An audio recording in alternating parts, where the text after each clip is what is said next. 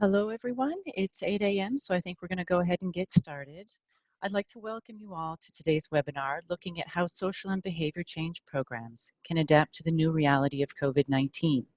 I am Lynn Van Lith, the Technical Director for the Breakthrough Action Project with Johns Hopkins Center for Communication Programs, and I will be moderating today's webinar focused on maintaining momentum in family planning and diving into how social and behavior change programs can adapt to the new reality of COVID-19. Today's webinar and slides will be in English, but there is simultaneous interpretation into French. Before we start the webinar, and maybe we can change the slide. Everyone needs to select a language option, please. You can look at the bottom of your Zoom screen and locate the globe icon that says interpretation. And you'll see here on your screen what that looks like. Hopefully it'll be fairly straightforward. Please go ahead and select your preferred language, English or French. If you are choosing French, you can click on Mute Original Audio if you don't want to hear the English narration in the background. And we have two great translators with us today managing that. If you're on an Android or Apple mobile device, in your meeting controls, tap the three dots, which you'll see here on the right, then tap Language Interpretation. Tap English or French. If you select French, please toggle Mute Original Audio if you don't want to hear the English narration in the background. Now on the next slide, we want to cover just a few logistics before we get started. As I mentioned, the webinar is being recorded and we will share the audio and slides. Everyone is on mute during the presentations.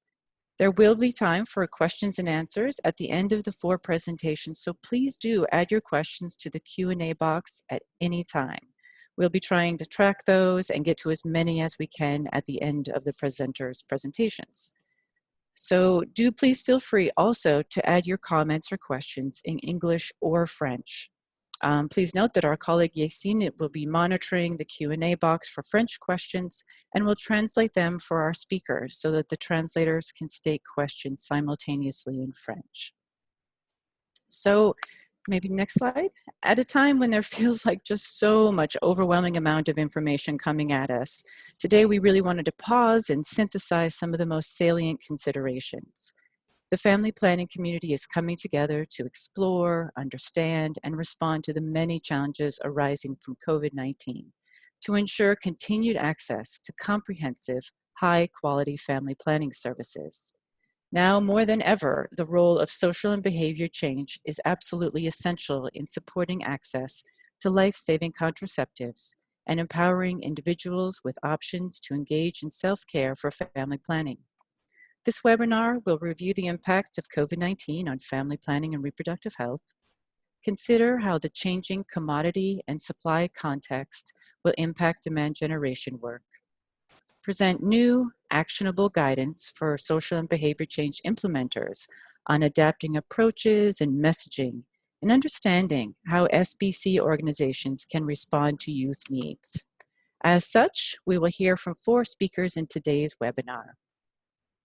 First, Besh Lachter, Executive Director of FP 2020, will provide some framing around the issue of family planning during the time of COVID-19. Next, John Skibiak, Director of the Reproductive Health Supplies Coalition, will share some insights into the issues with family planning commodities during this time so that we can think about how this may impact social and behavior change programming. Next, Joanna Skinner, the Family Planning Technical Lead for the Breakthrough Action Project at the Johns Hopkins Center for Communication Programs, will introduce new guidance for SBC implementers working on family planning programs. Lastly, Manasa Priya Vasudevan, Program Manager for the Know Your Body, Know Your Rights program at the YP Foundation, will discuss the challenges and opportunities in implementing SBC's programs for young people. We're grateful to each of the presenters for sharing their thoughts with us today and to all of you who are joining the webinar. And with that, I will pass over to Beth to start us off. Thank you, Lynn, and thank you to so many of you from around the world who've joined this webinar this morning. I'm pleased and honored to have the opportunity to sort of set the stage for our webinar today. So if you can advance the slides, please, I think by 2. Let's go to the next one. Thank you. So we all know that the COVID-19 pandemic has had and will continue to have a profound impact on health and social systems and national economies. This upheaval has already had a profound impact on access to family planning information and services, as well as sexual and reproductive health more broadly. We're seeing shortages of contraceptions due to supply chain and manufacturing disruptions. Healthcare providers have been diverted as family planning clinics and mobile and other outreach efforts are shut down. And where healthcare is available, isolation orders around the world may prevent people from being able to seek it. We've seen this before. During the 2014 Ebola outbreak, for example, in Sierra Leone, access to family planning services declined by more than 20%, and adolescent pregnancy increased by 65% in some regions. A shortage of health service workers led to an increase in maternal and infant mortality, as well as unintended pregnancy and even early marriage. These factors put all women and girls at increased risk of violence throughout their lifetimes. Crises disrupt access to health services when women and girls need them most. And again, this can have lifelong and sometimes fatal consequences. Next slide, please. Despite this disruption, the need for SRHR services and family planning will not change. For most women, in fact, family planning is critical. It's a basic healthcare service. As health systems shift to prevent the spread of and to treat people with COVID-19, it's essential they also protect voluntary access to high quality family planning services. But we know that that's going to be very difficult.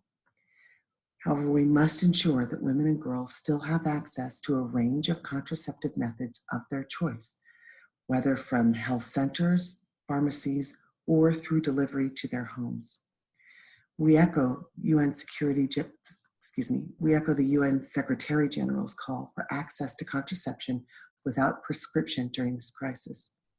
When regular healthcare services are disrupted, access to long-acting and emergency contraceptives become even more essential, as well as condoms, patches, and pills, and where available, self-injection. Meeting the unique needs of the most vulnerable, including the rural and urban poor, adolescents who may already have struggled against stigma and lack of access to information and services, and the disabled. In areas where communities have been ordered to shelter in place, people must be allowed to travel to seek sexual and reproductive health care services. And we echo the call of many to ensure that these services are deemed essential during the crisis. Again, we must ensure healthcare providers are still available for family planning service delivery. As the workforce shifts to testing for and treating people with COVID-19, or as healthcare workers themselves fall victim to the virus, health systems must plan to ensure a continuity of care, whether through partnering with non-traditional providers or using telehealth where available. We know this is important, and a recent finding from Guttmacher confirms the need. Next slide, please. According to Guttmacher Institute, every year around the world, 700 million women and girls access modern contraceptive methods. But to estimate the impact of the pandemic-related challenges on the provision of health services and subsequent healthcare outcomes, Guttmacher has projected the impact of a modest 10% decline in access to sexual and reproductive health services using data from 132 lower and middle income countries covering 1.6 million women of reproductive age, and that's 15 to 19. Their projections are staggering. With this 10% proportional decline in short and long-term reversible contraceptive methods, we would see a result in additional 49 million women with an unmet need for modern contraceptives. Again, this is in low and middle income countries. And this would result in an additional 15 million unintended pregnancies. In turn, we also know this will lead to significantly higher rates of unsafe abortion and other negative outcomes. And this is just a conservative estimate of the potential impact on disruptions in family planning.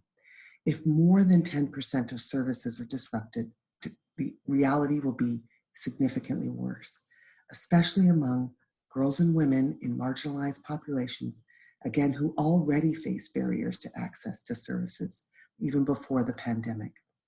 These are people in humanitarian settings, adolescents, ethnic minorities, and the disabled. Again, inequities are made even worse by the crisis. Next slide.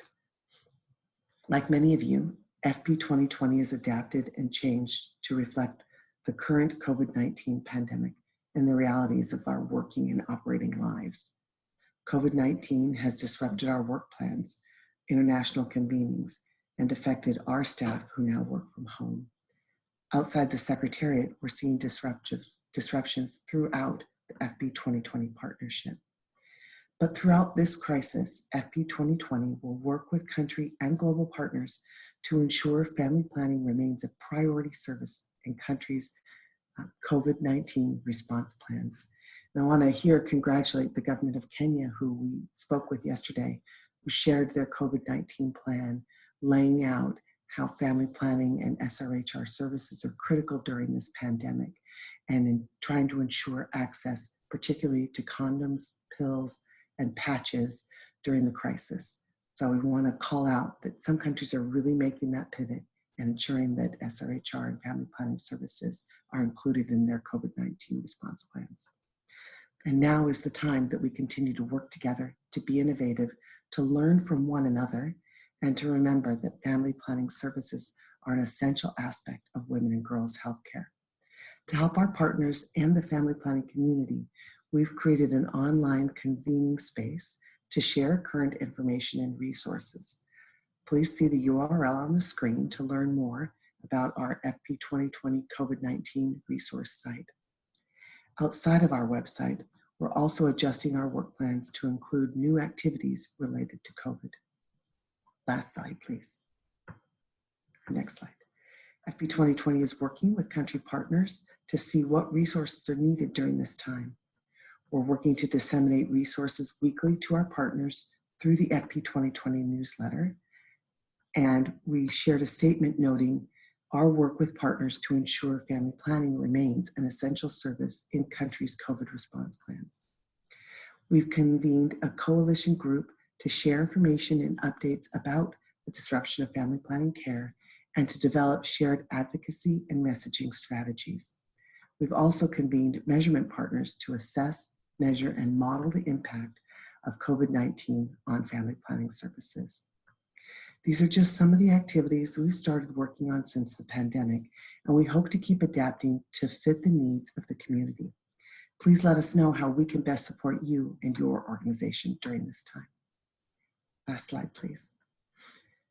We recently launched a social media campaign to get people talking about how organizations and individual efforts around the world are working to protect family planning during COVID-19. So far, we've had our youth focal points submit videos about what's happening for their organizations and how they're adapting. And we invite all of you to submit your stories, how you're operating in service realities that are changing profoundly every day.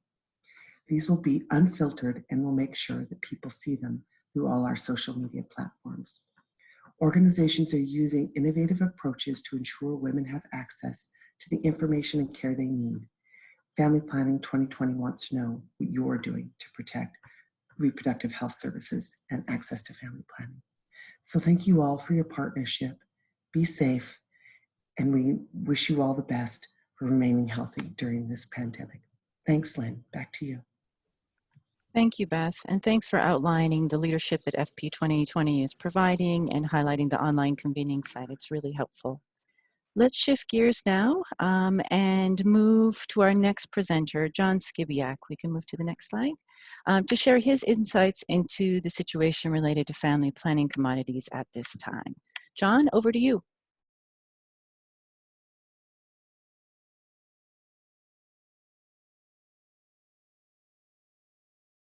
Can you hear me? We can now, John. Okay, thanks. great. Go ahead. Thanks very much for the introduction. It's a pleasure to be here this morning. My role on this panel, as I understand it, is to provide a sort of reality check, sandwiched, as it were, between Beth's introduction to what we're all up against and Joanna and Manas's accounts of work underway to ensure that women and girls receive the family planning services they need. I think the fact we're turning to the subject of supplies as the basis for our reality check is a good sign.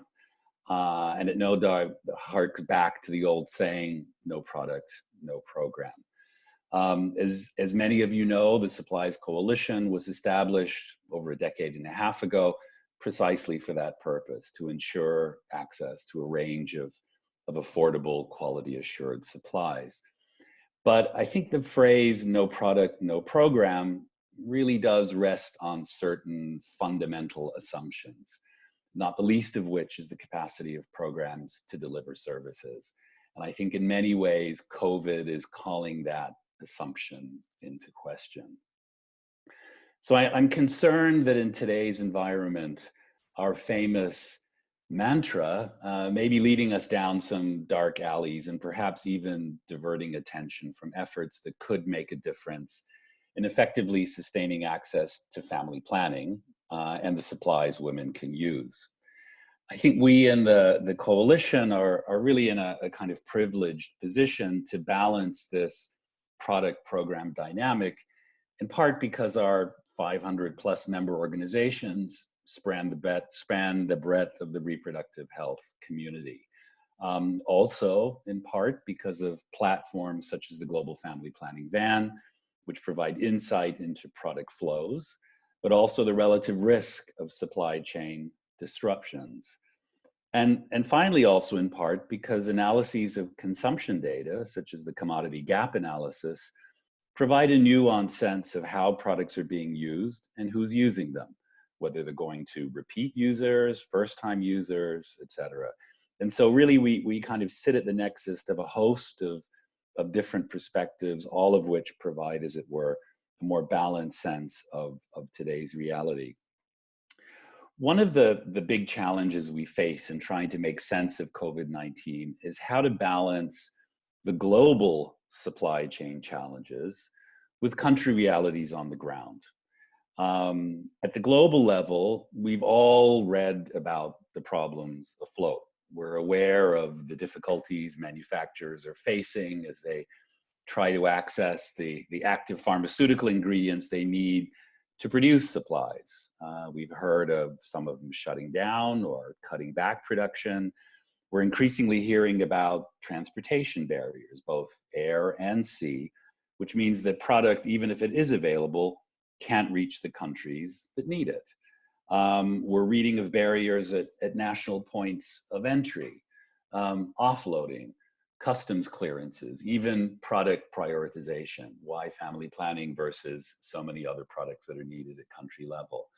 And then last but not least, we're hearing about distribution challenges at country level, which themselves are attributable to a host of factors, commercial, operational, et cetera.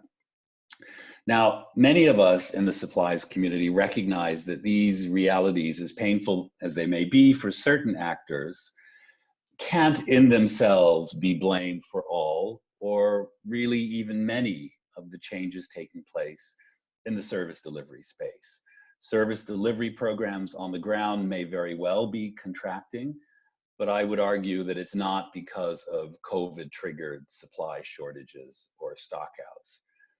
And so within the supply chain community, our focus has been really, I think probably it's true to say, less on today's challenges than on what happens next.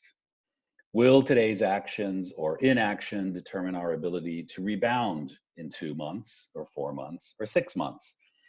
And if countries wait to place orders, where will they be when new demand reaches its peak?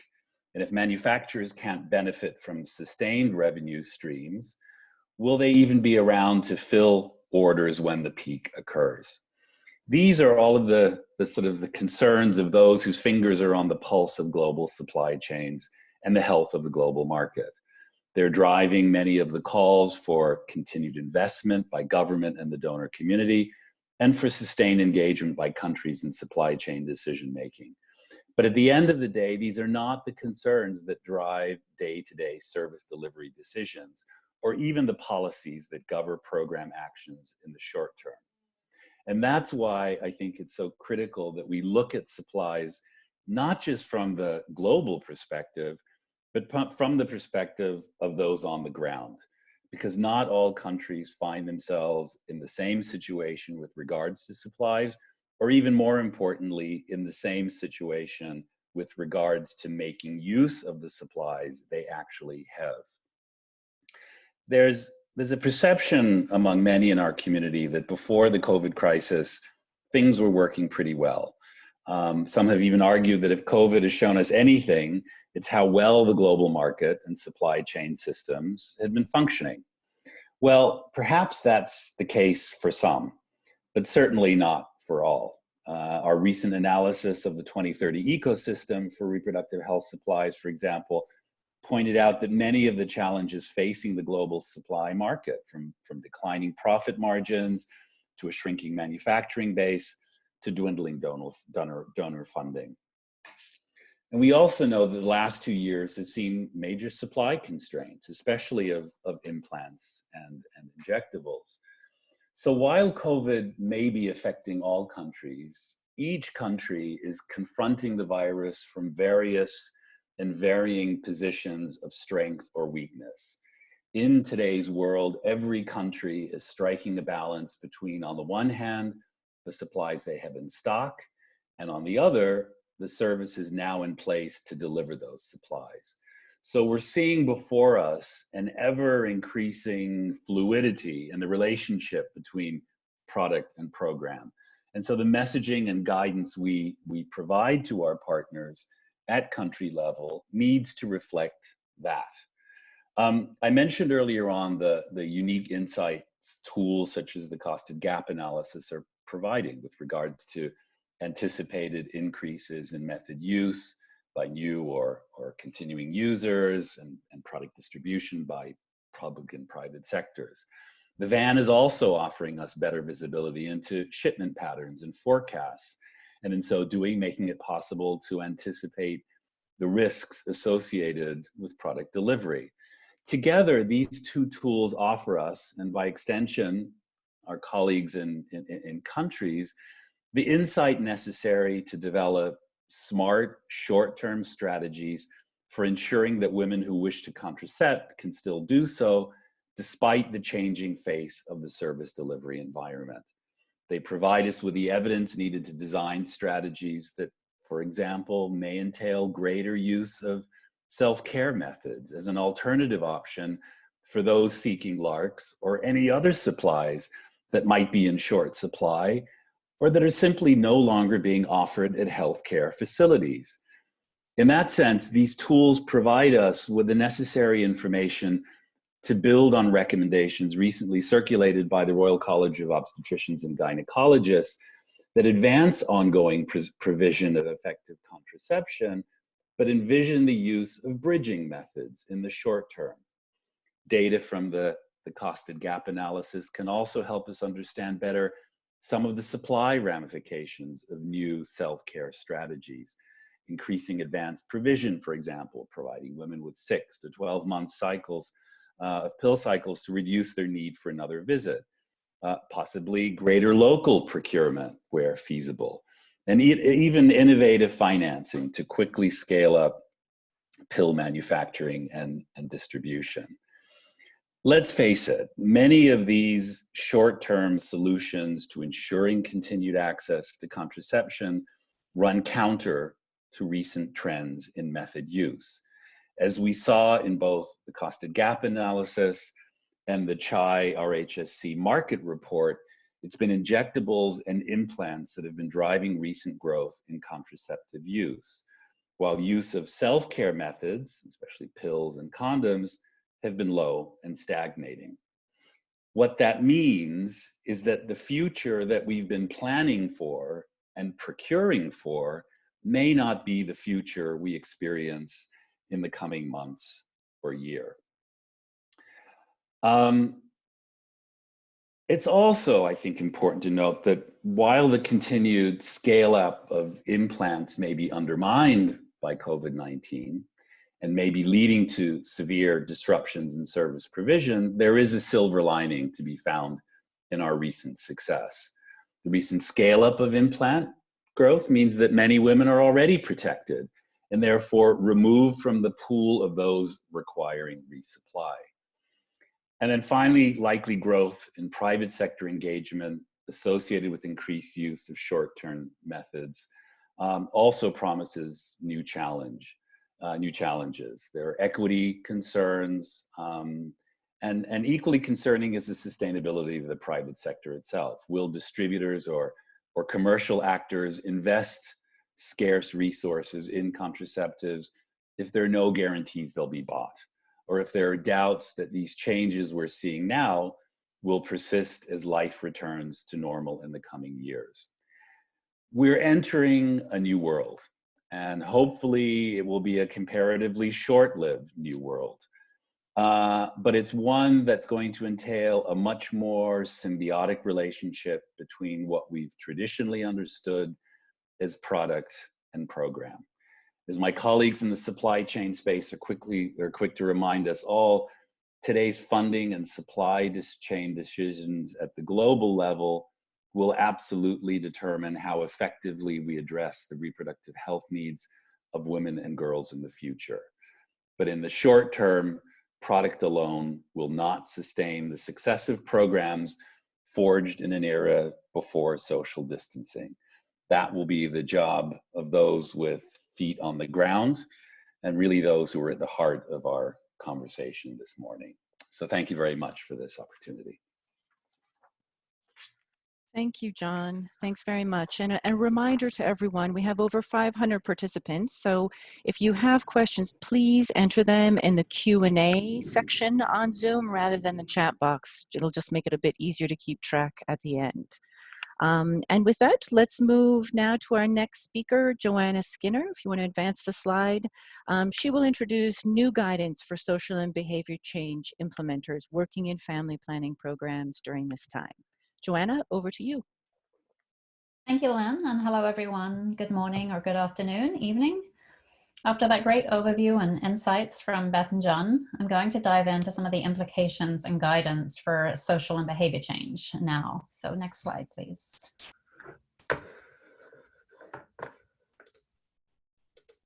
As you're all likely very aware, high quality social and behavior change is very responsive to the local context and really strives to work in ways that engage with communities and co-create solutions. But that context in the time of COVID is looking very different now for many reasons. First of all, we know that many people are consumed with this avalanche of information coming from all over. Rumors and misinformation are ripe, making it hard for us to cut through the noise and be recognized as a reputable source of information. All of this is also leading to a heightened sense of fear of other people, fear of going to health services, and even fear of information itself, which may be delivering disheartening news or downright scary information in some cases. Next slide, please. At the same time, people are also being asked to start or resume multiple new prevention behaviors, from old ones like hand washing or to new ones about keeping distance from their loved ones, friends, and families. Learning these new behaviors requires effort and commitment, and it's really easy for people to get tapped out by too many changes and new behaviors. Next slide, please. Lastly, a lot of family planning, social and behavior change happens at the community level through one-on-one interpersonal communication and community events. Women and girls also get information about family planning from friends and family, sometimes through religious leaders and others. In many places now, this type of communication and engagement is being restricted. More and more information is being shared through mobile and digital channels, but we know that many women and girls, especially those from marginalized groups, who have no or limited access to these channels. Next slide, please. So what does this mean for SBC for family planning? Well, we know that for SBC to be effective, it has to be designed with the person at the center, and it needs to be strategic and well planned. So in this context, there are a few things that we should be keeping in mind as we're designing our SBC programs for family planning. First of all, We must ensure that messages resonate with our audience's current emotional state, which for many people includes this heightened sense of fear. They may also be worried about their contraceptive options and other health needs. And we can't forget either that we are seeing increased rates of domestic violence and trauma, many of whom are those women that might also have a need for family planning. We also have to provide practical calls to action that are doable given the context in which they're now living. And those practical actions may have changed from just a few weeks ago. And we have to find new ways of reaching them via these trusted sources. And we have to do all this while ensuring that volunteerism and informed choice remain central to all family planning information and counseling. Now, recognizing that SBC partners around the world are facing similar challenges, our project, Breakthrough Action, recently developed a short guidance note for SBC implementers working on family planning programs during this time of COVID. The guidance, which is available in English and French, provides some considerations for adapting family planning SBC programs, as well as some illustrative messages, grouped by theme, that can, and I would say should be, adapted. It's hoped that our partners can use this note to think through a strategic plan that considers immediate needs, but keeps the long-term in mind, to adapt to their family planning programs. I will say the guidance is our first iteration of this. We wanted to put together something promptly to help guide thinking around how family planning SBC programs can respond to the current challenges in a strategic way. And we do plan to update it as time passes and we learn more about how things are working. I'll share a few of the considerations and messages now, and then we'll add the link in the document to the documents in the chat box. Next slide, please. The guidance first provides a number of considerations for program adaptations that SBC implementers can consider. Several of these are focused on coordination and partnerships. For example, continuing to work with SBC coordination mechanisms, such as family planning technical working groups, to harmonize updated messaging on family planning, ensuring ongoing communication with our local service delivery partners, so that changes in contraceptive commodity availability and facility openings or closures are reflected in SBC messaging to ensure that our clients have up-to-date information on the availability of family planning and reproductive health services. SBC programs can also look at expanding partnerships with private sector distribution points, such as pharmacies and drug shops, and modifying our messaging to direct clients to these service points. With this in mind, we can also be thinking about how we can use SBC approaches to work with the new pharmacists and kiosk owners to improve their knowledge of family planning methods, as they may be seeing more and more clients seeking out these services. SBC implementers can also take steps to modify content and increase the promotion of existing telephone and digital hotlines and other systems providing information on family planning, such as the mobile 321 IVR service available in many countries, and other WhatsApp or Facebook channels, for example. These family planning messages can and should be modified to include resources and referrals on gender-based violence as well. Although community engagement is limited, we do still need to find ways to reach those who don't have access to mobile and digital channels. And this can be done through community radio, community-based public address systems, as well as identifying some new channels and opportunities. Another overarching recommendation is to modify content to promote self-care for family planning, including self-care methods such as DMPASC, as well as fertility-based awareness methods such as LAM and Standard Days method. Next slide, please. The guidance also provides a set of illustrative messages across several topics to provide some concrete and specific recommendations for implementers. As noted before, they should be adapted to the local context. They're provided in the guidance as a starting point for your consideration. For example, the guidance suggests options for overall reframing of messaging, such as shifting messages away from see your health provider to promote other points of information and services, including hotlines and pharmacies. This is not to say we shouldn't continue to ensure access to facility-based care when needed, but rather to recognize the limitations that our audience may be facing. There are a number of messages in the guidance that are method specific and framed to respond to the audience's current emotional state and physical circumstance. For example, to increase feelings of empowerment and efficacy by promoting positive self-care with short-term methods and methods that are not provider dependent. It also recommends ensuring that messaging empathizes with women and girls and makes them feel supported.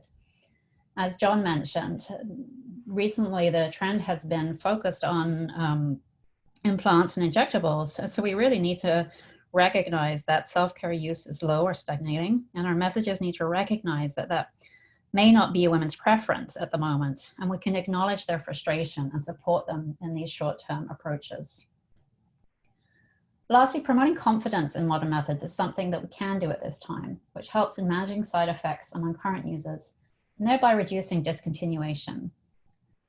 We also know that couple communication is a strong predictor of family planning use, and our messaging during this time can leverage the time that many couples are spending together at home to promote couple communication about family size, pregnancy, and family planning. There are also a number of messages specific to addressing gender-based violence, given the opportunities for family planning partners to include GBV messaging in their programs and facilitate referrals and access to support services where available. Lastly, the guidance touches on messages specific to young people's family planning needs. I won't go into those here, as I'm looking forward to hearing Manasseh's insights into how SBC can support young people during this time. We are already thinking about some areas that could be added to the guidance, such as linkages to broader reproductive health services, as well as increasing relevant method knowledge for existing and new users. So I'll conclude by posing a couple of questions to all of you. What challenges are you facing in implementing SBC programs for family planning during this time? What have you found as effective in terms of new ways of working or reframing of your messaging? Please add your thoughts or questions to the chat, as I'd love to read them. I also wanted to mention that Breakthrough Action is planning an online discussion on this topic on springboardforsbc.org the week of May 11th to gather your experiences and share what we're learning with each other. So I hope that you can join us there. Thank you very much. Great, thanks, Joanna. And if you want to advance to the next slide, it is my pleasure to introduce our final speaker, Manasseh Priya Vasudevan, who will discuss the challenges and opportunities in implementing SBC programs for young people. Over to you, Manasseh. Thank you. Thank you for giving me this opportunity to present the YP Foundation, which is an organization based in Delhi, a youth-led, youth-run organization. Their work on, they work specifically on gender health and sexual and reproductive health and rights. And I manage the Know Your Body, Know Your Rights program that operates across Bihar, Uttar Pradesh, and Delhi in northern India. So 3 states across northern India. And as you can imagine, all of our on-ground implementation SBCC work has come to an absolute standstill because India, as of today, is under lockdown and has already been for like the last 1.5 months, and it's uncertain as to when the lockdown will lift. In this particular scenario, the good and the bad news at the same time is that the vulnerability of adolescents and youth doesn't look very different. The narratives have not departed or deviated from the norm. In fact, unfortunately, the vulnerability of adolescents and youth is a continuum, and the challenges in their lived realities is only exacerbated during a time of crisis. This crisis is exceptional in nature, at least for the Indian context, because most challenges are compounded by the nature of the lockdown. Severe impositions on the agency and bodily autonomy of adolescents and young people, specifically on the agency and autonomy of adolescent girls owing to their social position or status as minors has really impacted their lived realities. The lack of access to timely, accurate, and comprehensive information on SRH, especially for youth who have dropped out of schools or have lost contact with their schools, is a big challenge. Typically in India, the school has been treated by most policy on adolescents and youth and young people as a one-stop point for SRH and FP information as well as service delivery. So while under normal circumstances, integrating education and health service delivery is a good practice, during a lockdown where adolescents and youth have no physical access to schools, they lose access to this information as well as commodities and services. For instance, in rural Rajasthan and peri-urban Delhi, where there is a strong connection between schools and health service delivery established, all adolescent girls who would receive sanitary napkins and SRH information from their schools every month have now raised the critical need for sanitary napkins, stocks of which are depleting in India, as you all know. Strategies that look at virtual or online delivery of information and services are the strategies that most organizations as well as the government is shifting to. For instance, e-schooling is actually something that is popular across India right now as students lose contact with schools, but that doesn't take into consideration digitally disenfranchised communities of young people. and also the fact that access to technology, as already mentioned by Joanna, like mobile phones especially, is controlled by parents, and there is diminished access to technology, especially amongst adolescent girls from marginalized communities. This means that there is high surveillance and stigma that mediates adolescents and youths access to information, that erects yet another barrier to SRH information and service delivery for adolescents and young people. Because also of the high levels of stigma and social norms that impede conversation around SRH and FP, especially in the Indian context. Affordability continues to be a big barrier. Adolescents and youth have attenuated access to financial support and therefore are unable to really control their access to or advance their access to SRH and FP commodities at the moment. The Indian health system landscape is characterized by very high out-of-pocket expenditure and a heavy reliance on health facilities. And therefore, you can imagine how this is this problem is compounded in the context of a lockdown, provider and mediator attitude. So in this case, during a lockdown, it is extremely hard for adolescents and young people to physically access SRH and FP services and commodities, simply because the mediators on ground, including community health workers and paramilitary forces, attitudes and bias towards adolescents and young people continues to exist and acts as a barrier to their access to SRH and FP commodities. There is an obvious increase in gender-based violence. The Childline, which is the government helpline for adolescents and young people, violence against adolescents and young people, has received more than 92,000 SOS calls during the lockdown period, asking for protection from abuse and violence. In just within the first 11 days of the lockdown, there was a 30% increase in the number of calls. And it is predicted by activists and practitioners, including myself, that reporting during the time of lockdown is likely to be lower than during post-lockdown, when surveillance systems will decrease and survivors will be able to raise their voices even more. So cases are only predicted to increase. This position is further validated by the series of telephonic interviews that the YP Foundation has been conducting to gather real-time data on the changing realities of adolescents and young people during the COVID crisis. Many adolescents and youth from our network are unable to truthfully answer our questions because of the critical lack of privacy and confidentiality. Questions around violence, questions around FP needs, all of these have been, are being dodged or are being communicated to us using code words on SMS. And as a mitigation strategy, TYPF has adopted a safe word methodology where adolescents can report on gender-based violence or sexual violence or FP needs using safe words through SMSs. Reverse migration and widespread rising poverty is another major problem that is indicative of escalating the frequency of early and forced marriages. This has been observed in other post-crisis settings such as Nepal, Syria, and in geographies affected by Ebola. So school dropouts then are likely to increase because schools are predicted to be discontinued till and are not going to be fully functioning till the month of around November. So with the increase in early and forced marriage during this period, school dropouts are going to be increased. Unplanned pregnancies are on the rise, and a subsequent decrease in women's labor force participation is also predicted.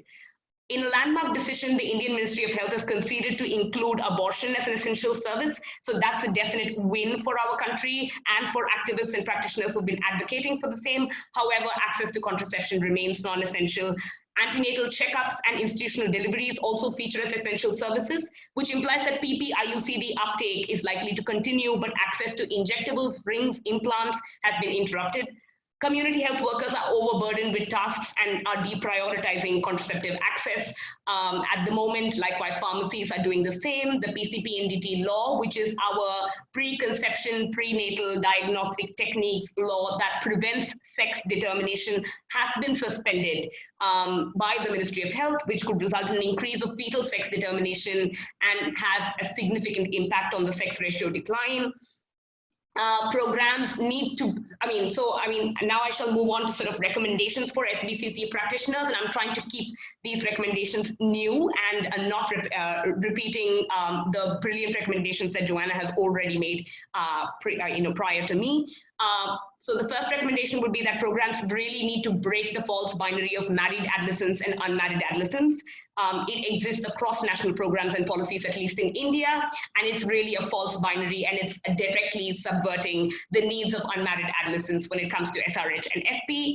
We really need to diversify SRH information and service access points. We cannot rely so heavily on schools. We need to ensure that health facilities, but also remote access becomes a priority for adolescents and youth. Programs and campaigns that target parents, male members, and police and paramilitary forces to enhance their understanding around the importance of adolescents and youth access to SRH, especially FP services, need to increase, and investment in the same need to increase, because you clearly can't bypass these stakeholders who so heavily gatekeep adolescents and youth's lives anymore.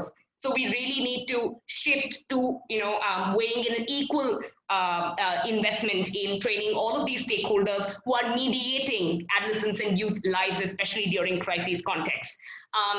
For instance, a simple example is that in Bihar, male members of the family are purchasing sanitary napkins for adolescents and young people who are menstruating populations, but simply because they are unaware of what is suitable for the women in their families or the menstruating populations in their families, they are unable to purchase the right size, the right texture. They do not know what the bleeding, extent of bleeding is experienced by the women in their family is, so they're unable to really mediate women's access to menstrual commodities effectively. So we really need to start focusing on engaging males, engaging police and paramilitary force, as well as parents on SBCC, programming around the importance that raises awareness around the importance of adolescents and youth, SRH, access to SRH.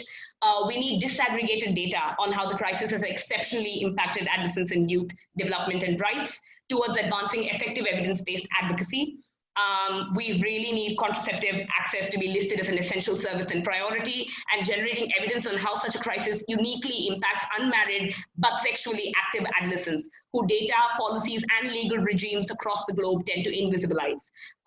We really need to ensure that pharmacies have an adequate stock of ECs, OCPs, condoms, and menstrual hygiene commodities during crisis settings, and we need to sort of include an increased emphasis on the same even in our FP advocacy efforts.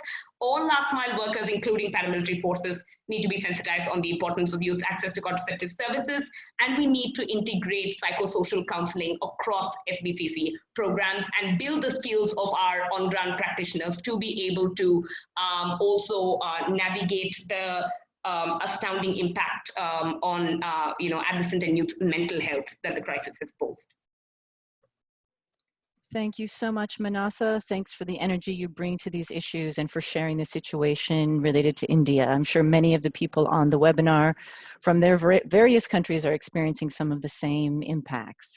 We're perfectly on time, so with the last 30 minutes we have together, let's move to some questions. And John, I'm giving you the heads up, we're going to start with you. There are two questions from the Q&A box. The first is based on the Gutenmacher report that has estimated a 10% effect on family planning. What additional measures should low-income countries take to address the unavailability of commodities, given the shrinkage in global supply? And then secondly, John, with limited access to commodities because of government-imposed curfews, coupled with the potential dwindling donor support, do you see a possibility of having e-shops for commodities which could advance contraceptive uptake, but at the same time ensure that there is safety given COVID? So John, over to you to answer those two, please.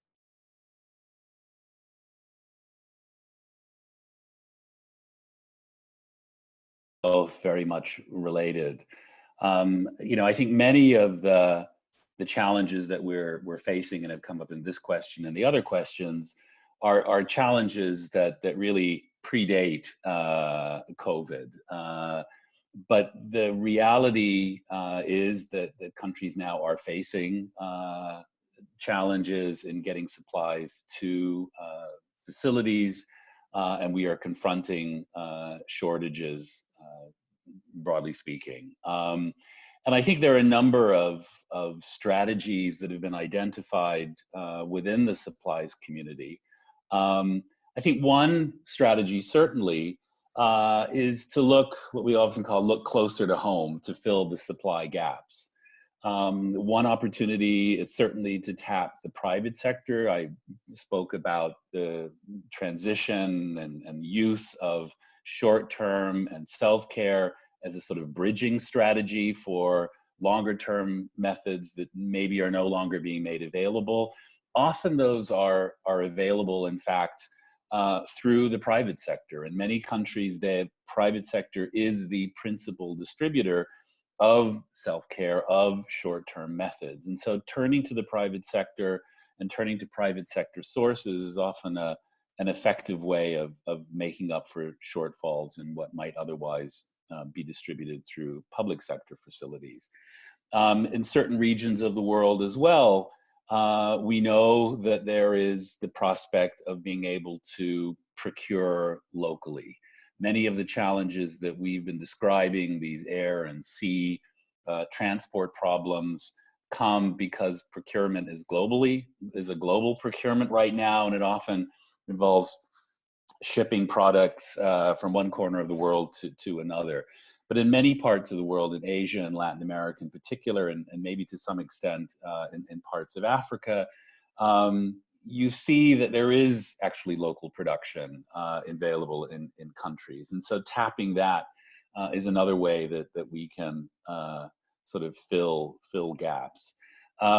Obviously, the switch to short-term methods was one that I mentioned earlier on, which is certainly a strategy that is effective.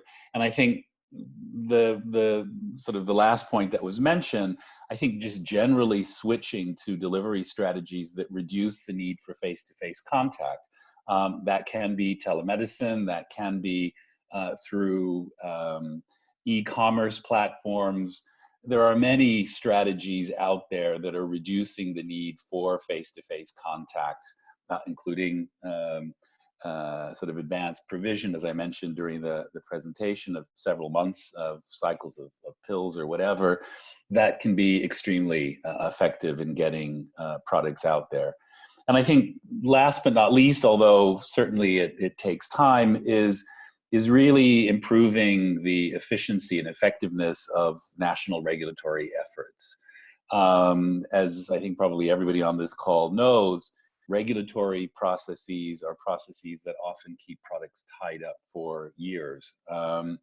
And I think if we are going to be looking to secure and to procure products locally from one neighboring country to another country, we're going to have to be looking at strategies that really increase the efficiency of regulatory efforts to ensure that products can come in shorter periods of time than we've been seeing over the past years.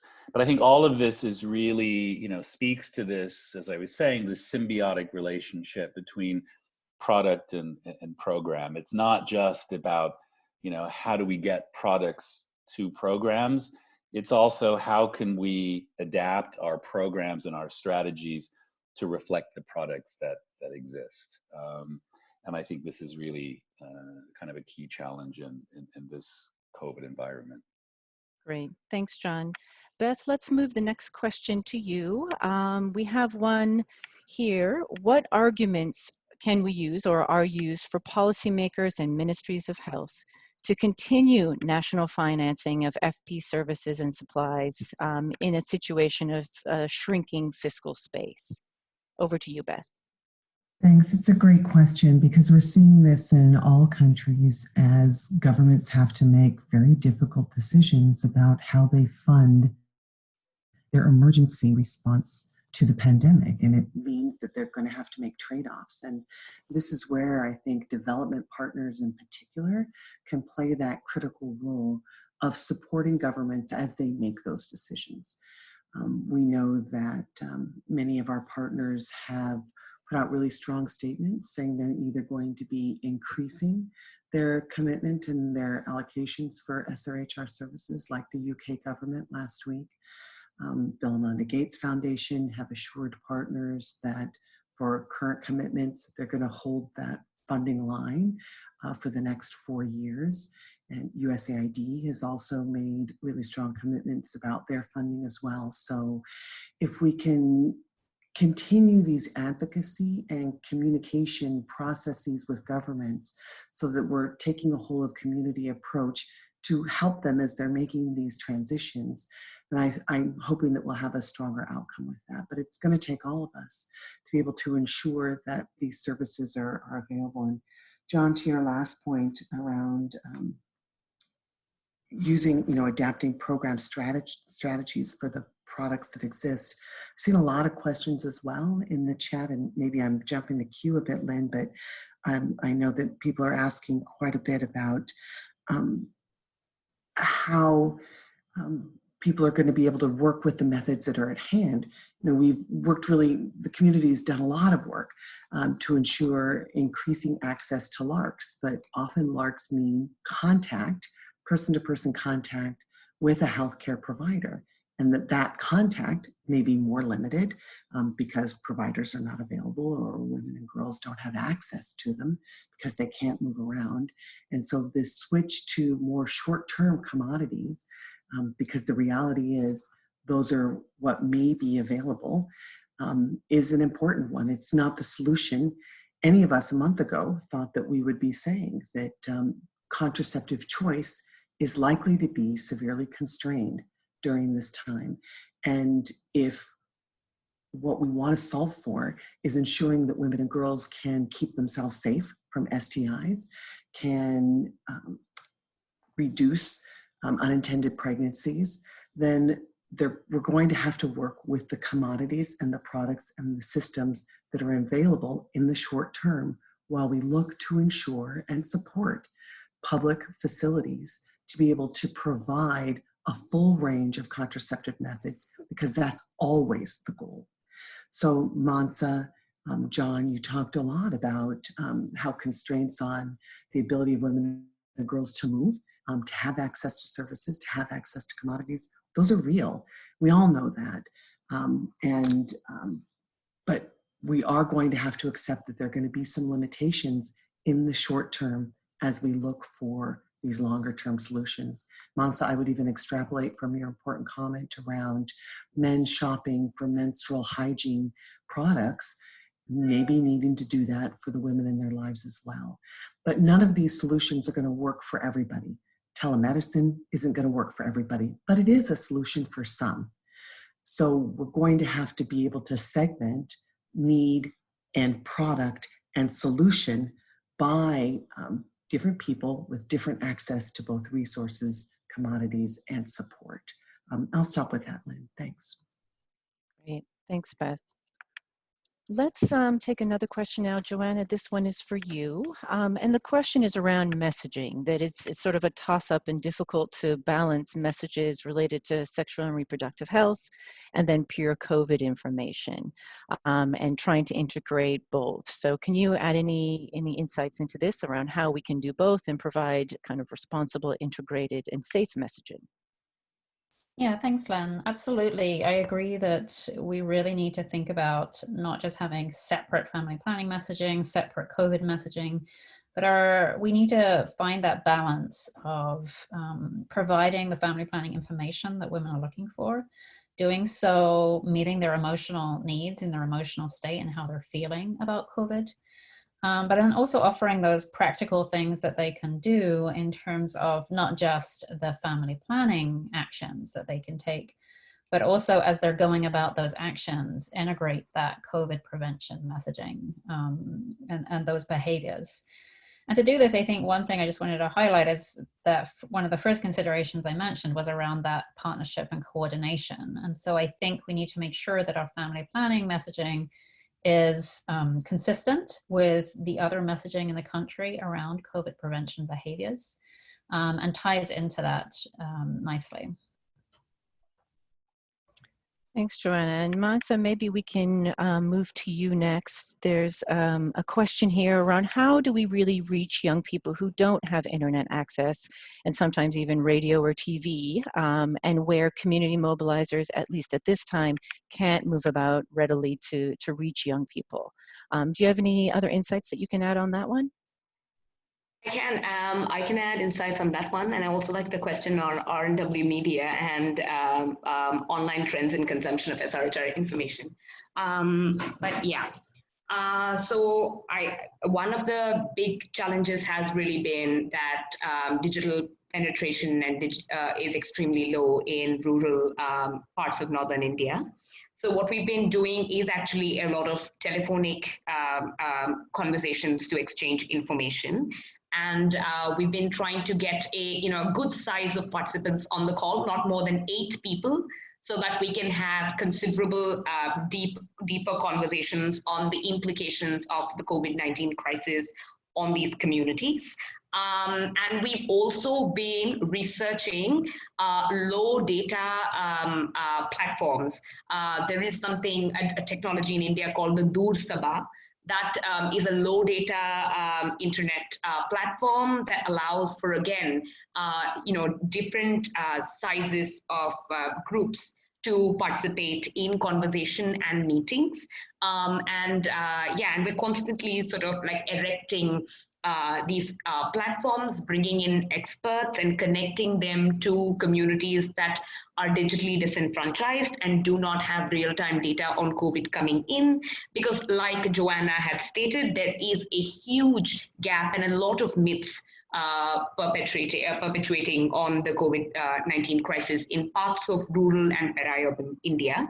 So the Dur Sabha technology is also something that we're exploring, and other such low data technologies we do think will be really important to reach the last mile.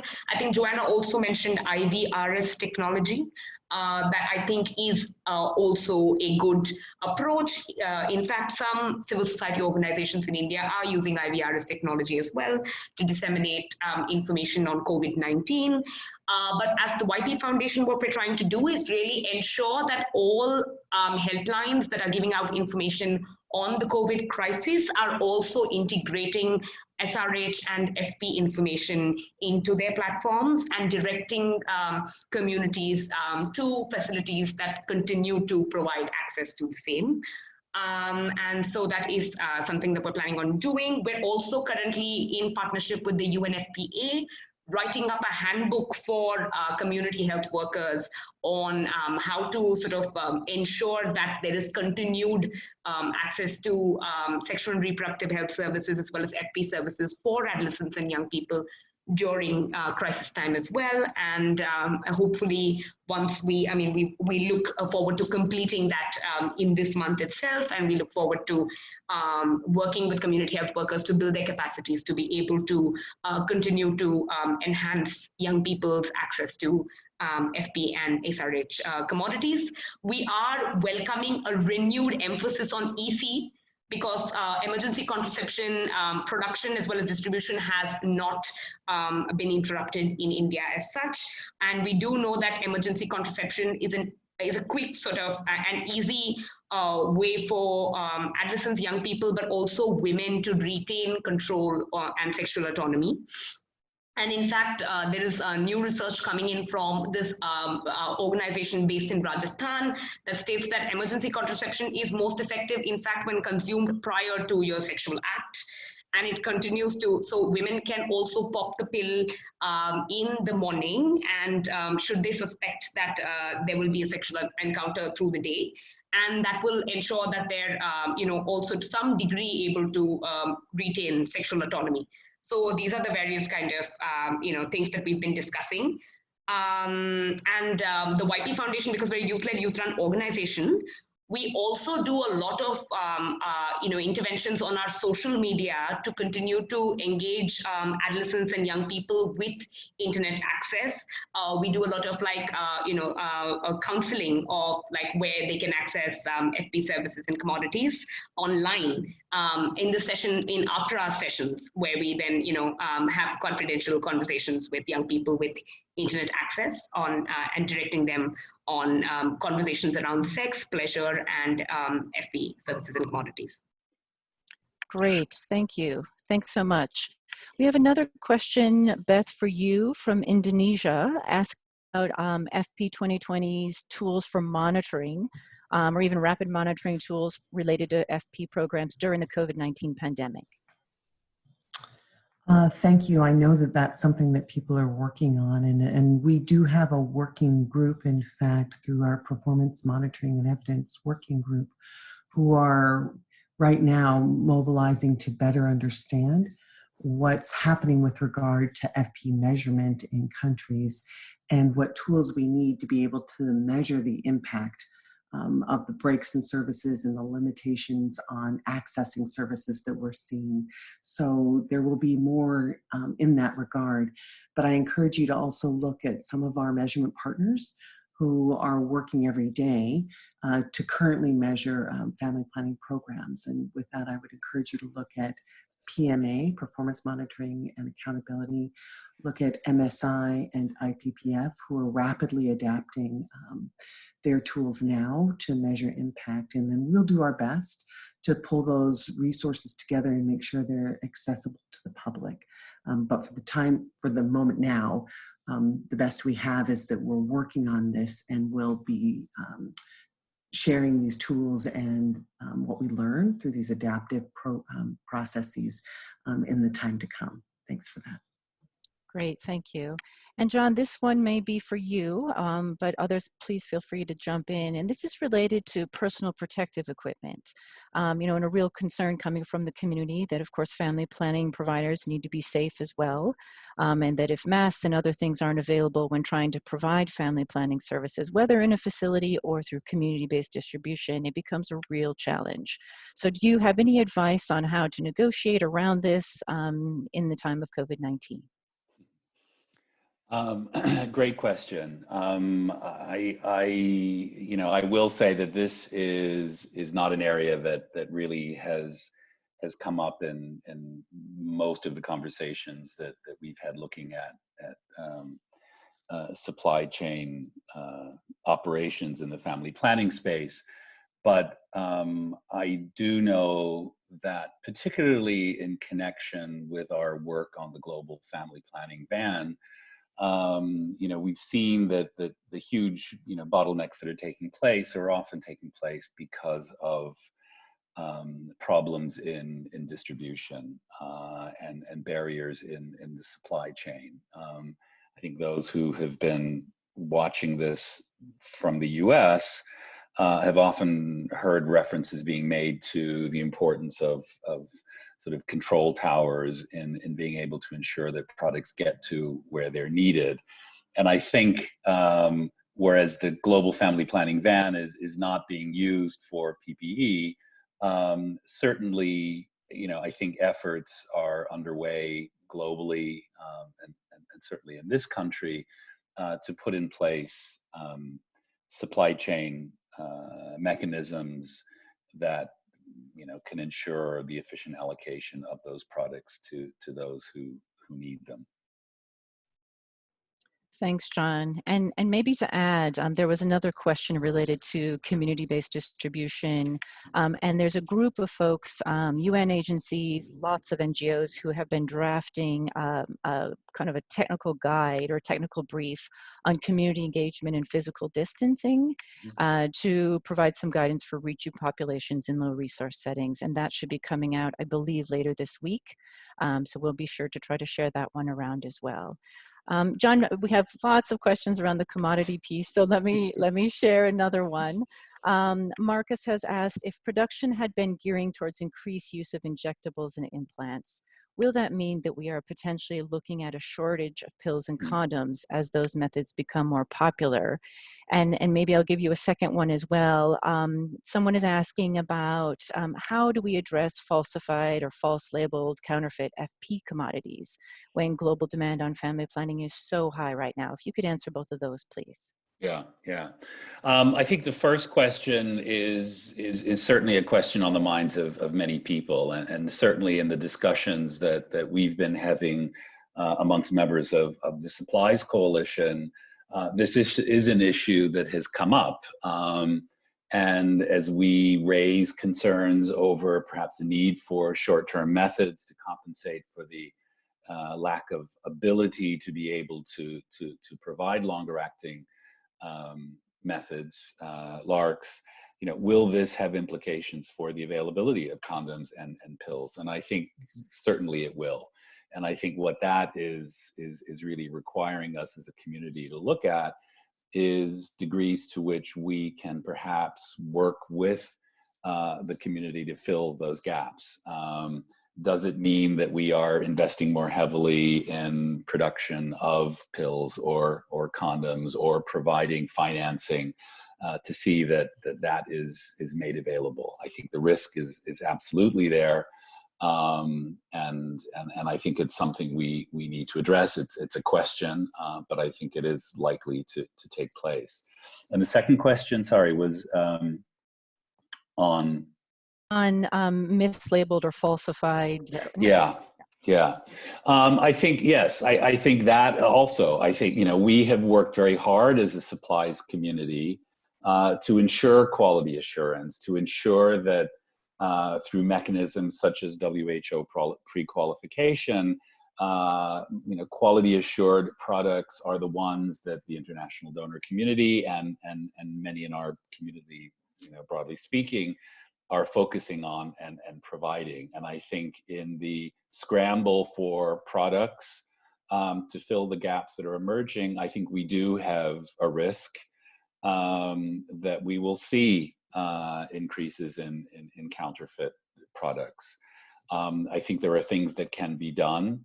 I think strengthening vigilance at country level goes some way to being able to deal with that problem, but it is very much a risk. And I think it's something we as a community need to work to address. Yeah, thank you. Great, thanks, John. We have another interesting question here related to, would you recommend kind of increasing messages around the provision of permanent methods to obligation of vasectomy during this time in capable facilities? Interesting question given some of the guidance. I don't know if anyone would like to try to answer that one.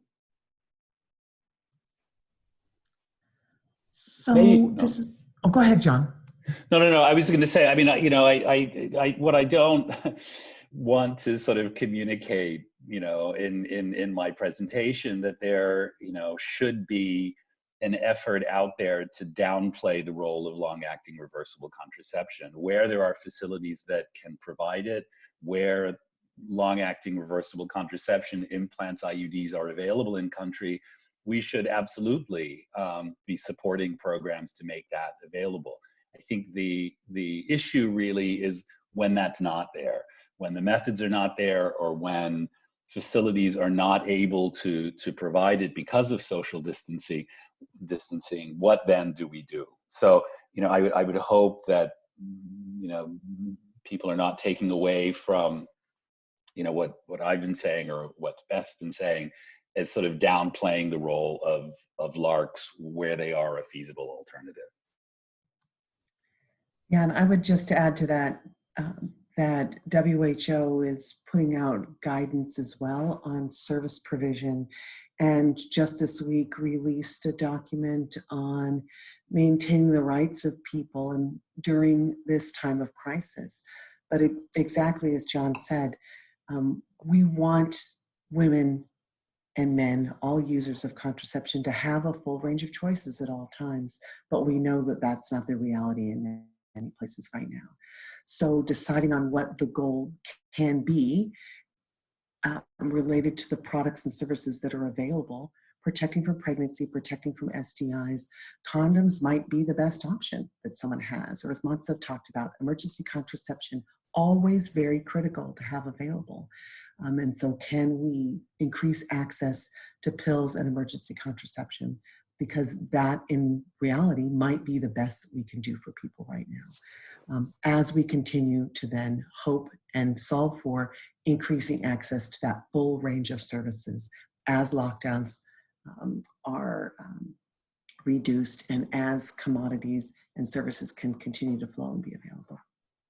And if I may, I think from a SBC perspective, we do need to adapt our messaging to recognize that, you know, the method choice that we have been promoting and we really want to be there may not be available at this time, and that our messaging empathizes with women and that frustration that they may have if they're not able to get the method of their choice, but that we do support them and knowing that they can use short-term methods temporarily and come back at a later stage for their preferred method.